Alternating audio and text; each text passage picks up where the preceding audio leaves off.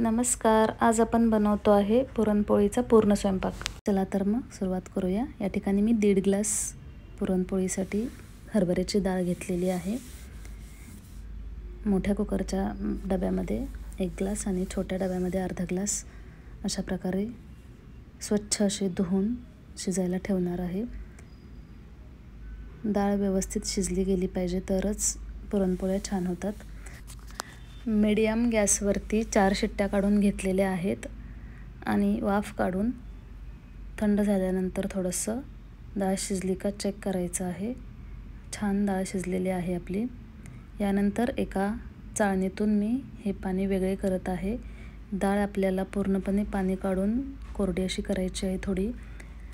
नंतर आपण परतणार आहे गूळ घालून, त्यामुळे व्यवस्थित पूर्ण पाणी काढून घ्या. डाळ आणि पाणी वेगळे करून घ्या. या पाण्यापासूनच कटाची आमटी बनवणार आहे आपण. हे जरा वेळ निथळायला ठेवलेले होते. यानंतर एका जाड भांड्यामध्ये परतायला घ्यायचे आहे. या ठिकाणी गूळ घालत आहे. गूळ आपल्या आवडीनुसार घालायचा आहे.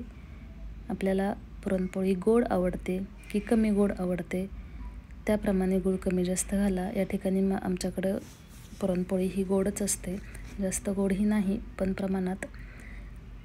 साधारणतः किलोमधला एवढा गूळ शिल्लक राहिलेला आहे.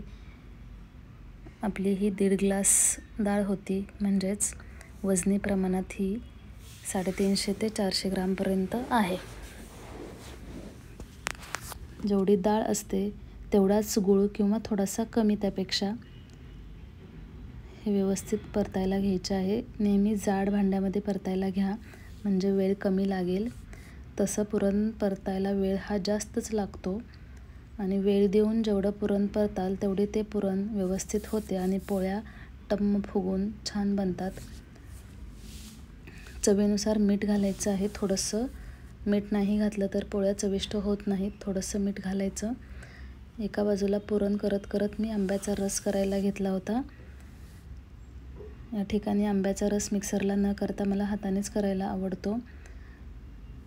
पुरण परतत परतत मी रस पण करून घेत आहे. आंब्याचा गर वेगळा काढलेला आहे. पुरण अजून बरंचसं पातळ आहे, त्याला वेळ जातो. मिडियम फ्लेमवरती ठेवून मध्ये मध्ये हलवून या बाजूला रस करायला घेतलेला आहे. साखर घालून मिक्स केलेला आहे. थोडंसं मीठ घातलेलं आहे. चव छान येते मिठाने. ह्या विस्कच्या साहाय्यानेच रस हलवून करत जा, अतिशय छान रस होतो. हे पहा, या ठिकाणी पुरण आपले होत आलेले आहे. जरासं घट्ट झालेलं आहे. याच्यानंतर शेवटी आपण विलायची पावडर घालायची आहे. जास्त आधी घालायची नाही. जास्त लवकर घातली तर त्याचा सुगंध राहत नाही. घट्ट झालेले आहे. आपण हे पुरण आता चाळणीमध्ये घालून वाटून घेणार आहे. अशा प्रकारे एका भांड्यावर चाळणी ठेवून व्यवस्थित हे पुरण आपण वाटून घेऊ. एका पेल्याने असे घासले तर पटकन खाली पडते. हे झालेले पुरण तयार आहे आपले. आणि ज्यावेळी आपण कुकर लावतो त्याच वेळी पीठ भिजवत ठेवायचे आहे, म्हणजे 2-2.5 तास हे पीठ भिजल्यानंतर मऊ लुसलुशीत असे होते आणि पोळ्या पण छान होतात आपल्या. या ठिकाणी गोळा कसा बनवायचा बघा. पूर्ण पोळी ही गोळा कसा बनवतो आपण त्याच्यावर डिपेंड असते.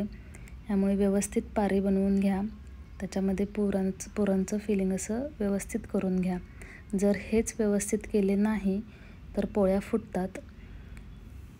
त्यामुळे व्यवस्थित असं भरून अलगद अशी सुरुवातीला लाटून घ्या. दोन्ही बाजूने पुरणपोळी लाटायची आहे.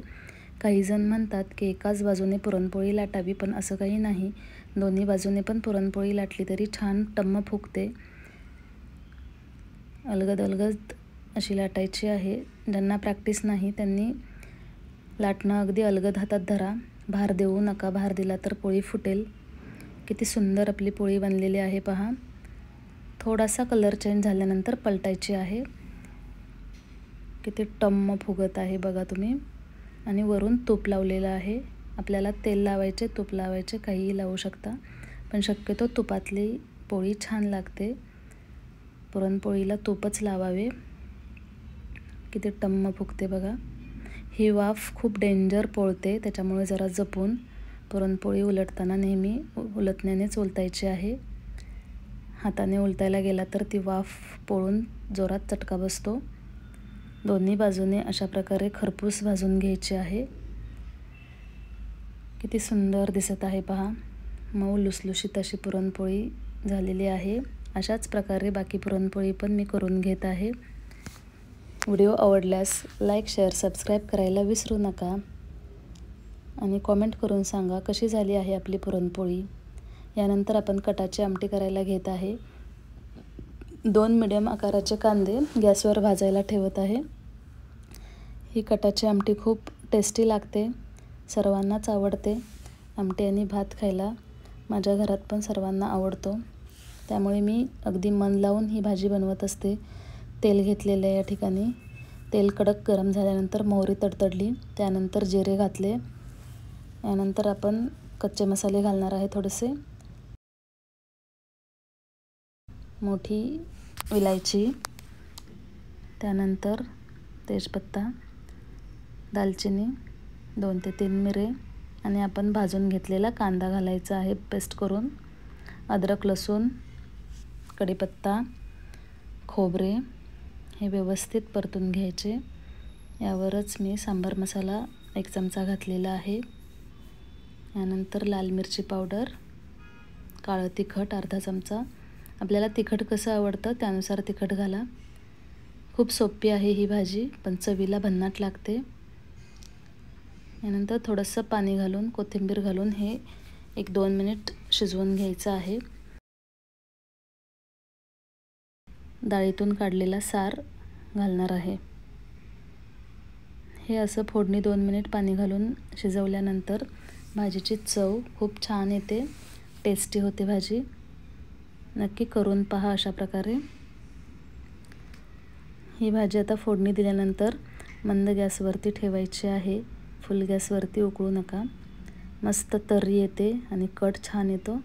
चवीनुसार मीठ घालायचे आहे। सुरेख झालेली आहे, चवीलाही तशीच झालेली आहे। व्हिडिओ कसा वाटला कमेंट करून सांगायला विसरू नका। धन्यवाद। नंतर भेटूया पुढील व्हिडिओमध्ये।